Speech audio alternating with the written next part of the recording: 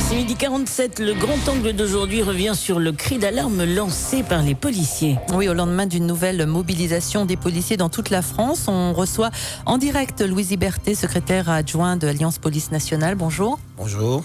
Également avec nous Claude Coppel de SGP Police FO. Bonjour à vous. Bonjour Madame Lavener, bonjour à vos auditeurs. Alors on va bien sûr parler de la situation de la police et du cri d'alarme que vous lancez maintenant depuis plusieurs semaines, mais on va d'abord revenir sur l'actualité du jour. Bien entendu, vous avez suivi avec nous cette actualité qui touche profondément et qui choque au niveau de la préfecture de police de Paris.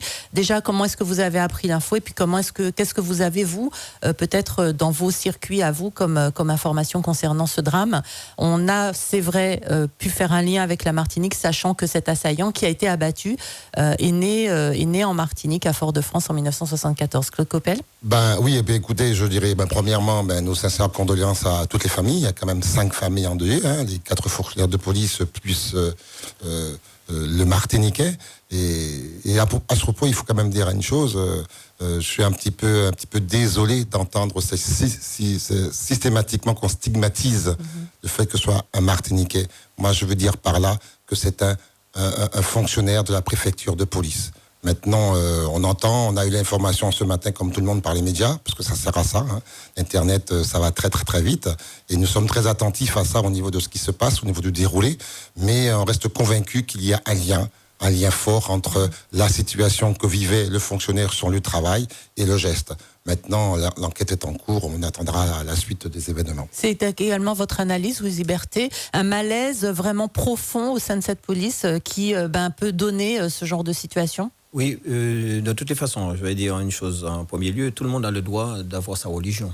C'est pas parce qu'on est dans une religion qu'on est radicalisé. Ça, c'est la première des choses. Ensuite, vous savez, nous avons un exemple de la BMR en Martinique où toute une équipe est à l'arrêt et personne ne veut nous écouter. Et quand vous poussez un fonctionnaire de police au retranchement et que dans sa tête, il n'y a plus rien qui va, parce qu'on l'a tellement fait souffrir, il explose, il y a 2 façons de voir les choses. Il y a une façon où le fonctionnaire peut se tuer, lui, tout seul.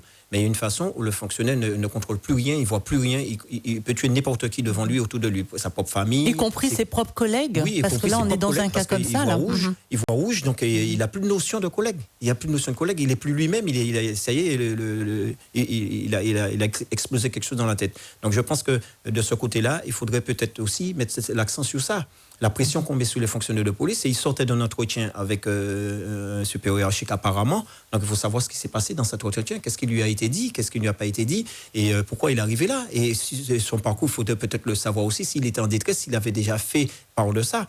Malheureusement, il savait très bien qu'il allait mourir, puisque la preuve, il n'a pas voulu lâcher son arme, il savait très bien que le policier allait lui tirer dessus, donc ça veut dire tout simplement qu'il était arrivé à un point de non-retour. Alors, on va parler bien. Oui, Claude. Moi, j'aurais simplement rajouter quelque chose. Effectivement, je ne suis pas psychologue, mais ce serait vraiment intéressant d'en avoir un psychologue, psychiatre, les gens qui ont la compétence dans ce domaine. Mais il est un fait évident. Dès lors que vous avez un fonctionnaire, en tout cas ceux de la police nationale, qui font ce genre d'actes sur leur lieu de travail, c'est un signe fort. Ça veut dire effectivement qu'il y a un lien avec le travail.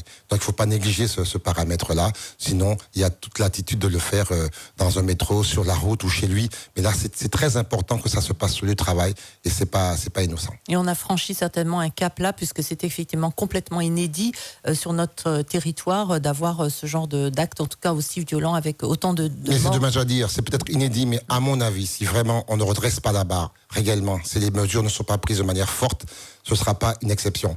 Parce que plus on va, plus on constate qu'il y a des collègues en souffrance, en détresse, et à un moment, on peut plus, on passe à l'acte, et puis ça peut donner ce qu'on a eu aujourd'hui. Alors, est-ce que vous avez le sentiment, parce qu'on va parler maintenant de nous, deuxième mobilisation, vous avez été reçu par les élus, vous avez pu vous exprimer, est-ce que vous avez le sentiment, en revanche, d'être entendu? Non, pour l'instant, personne ne... Tout ce que vous dites reste lettre morte. Tout le monde écoute. Tout le monde écoute, puisqu'il y avait il y avait des oreilles bien attentives pour écouter, mais est-ce que nous a entendus? Je suis pas sûr. Par contre, je pense que il y a quelques-uns qui ont été secoués, parce qu'on a dit des vérités hier, et les vérités dans la rue, en face des 2 entités-là, je pense que ça fait mal.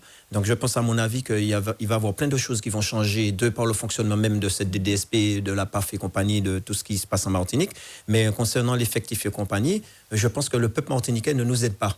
parce que le peuple martiniquais n'est pas en symbiose avec nous, ne pense pas qu'ils sont en difficulté, ne pense pas qu'ils sont impactés. Et ils sont en insécurité. On leur dit ça, on leur répète ça depuis des années, mais ils ne veulent pas adhérer et fédérer avec nous. Et votre hiérarchie n'aime pas non plus ce discours-là, certainement, de répéter que les gens sont en insécurité. Parce qu'en fait, effectivement, il y a une différence, il y a une sorte de fossé qui se creuse entre votre discours et puis une réalité que semble voir la population, en tout cas dans sa grande majorité. On dirait qu'il y a vraiment deux mondes, en fait. Oui, tout à fait.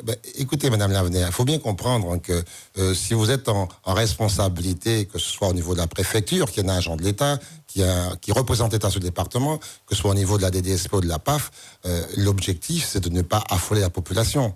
Mais je crois qu'à un moment, il faut arrêter de cacher les vérités. Ça ne sert à rien de mettre un pansement sous une jambe de bois. Ça va pas aller.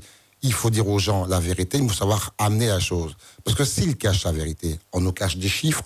Nous, on travaille sur le terrain, on connaît les chiffres. On nous cache un sentiment, on le vit. On nous cache certaines problématiques on en connaît. Maintenant, on le dénonce.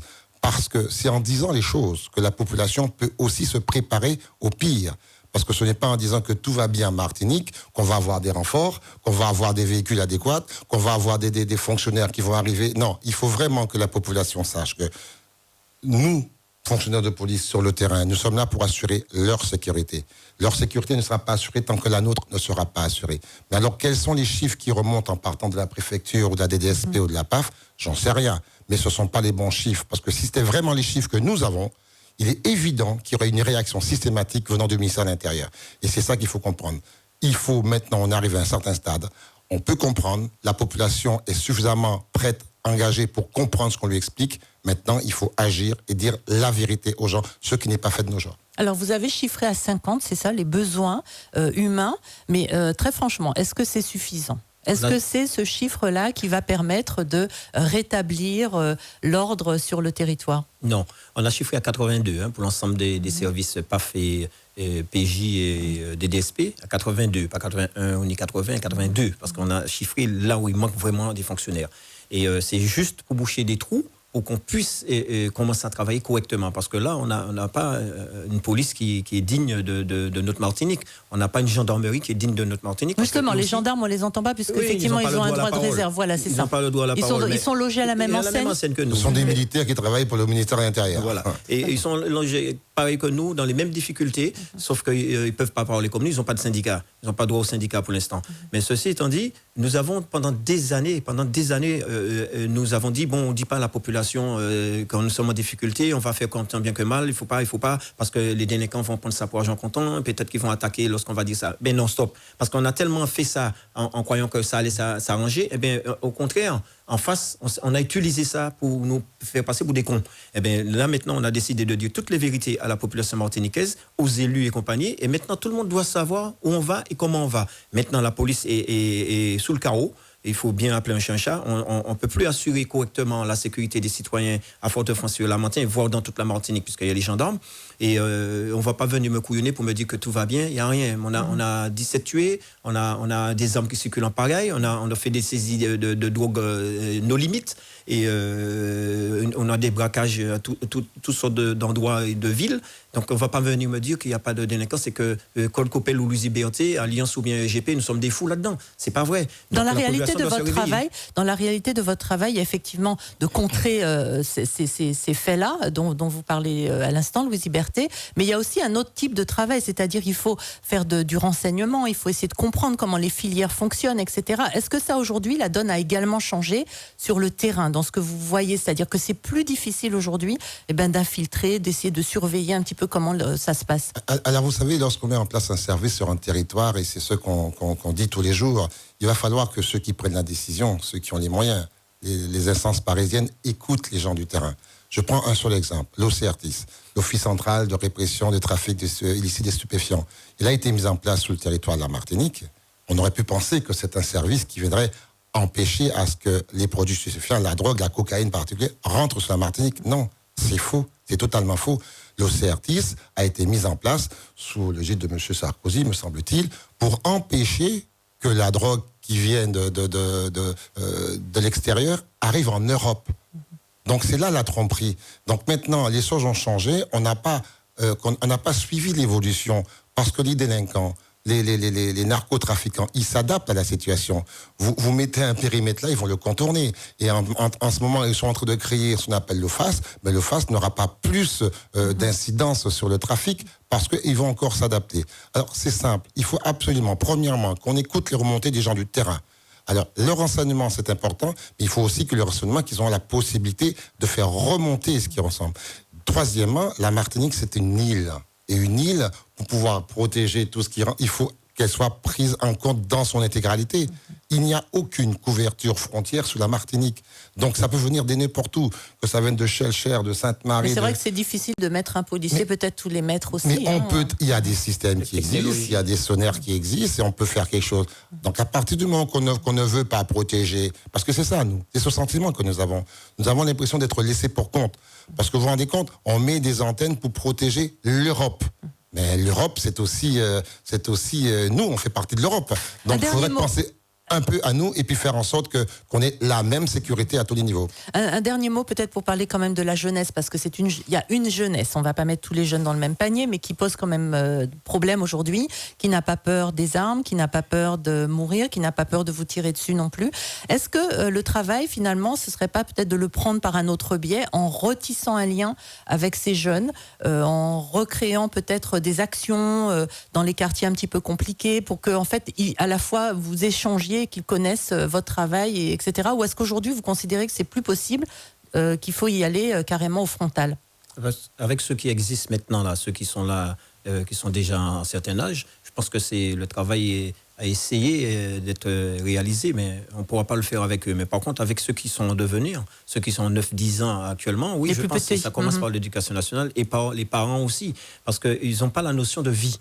Je dis qu'ils n'ont pas la notion de vie parce qu'ils s'en foutent, ils ne savent même pas quand ils vont tuer quelqu'un, quelle est l'importance de cette portée, le nombre de personnes qui vont souffrir eux-mêmes, parce que c'est après coup qu'ils vont voir qu'ils ont ôté la vie à quelqu'un et ils le regrettent, mais c'est déjà trop tard. Donc je pense que le travail doit être fait sur le terrain, et c'est pour ça qu'on encourage les rubans rouges justement qui sont dans les quartiers de Fort-de-France. Tous les quartiers de Martinique devaient en faire pareil, qui vont parler avec les jeunes et discuter. Et Claude et moi-même, nous avons intégré ces entités-là pour essayer de parler aux jeunes, pour essayer de les faire comprendre qu'il faut changer. Et c'est difficile parce qu'ils ont leur monde, ils sont dans leur monde, ils sont déjà ancrés dans leur monde. Et c'est difficile pour nous, pour les gens un peu plus âgés, pour les faire comprendre. Mais tout à l'heure là, je voulais vous dire que rapidement, parce qu'il faut qu'on termine. Nous avons la technologie pour surveiller tout le monde. Parce que tout le monde est sous le net, tout le monde fait n'importe quoi sur le net. Et donc on n'a même pas besoin d'infiltrer les gens. Très bien. Merci beaucoup, Louise Iberté et Claude Coppel, d'être venus pour discuter avec nous et puis rebondir également sur cette actualité dont on va reparler dans quelques minutes. Merci. Merci à vous. Au revoir.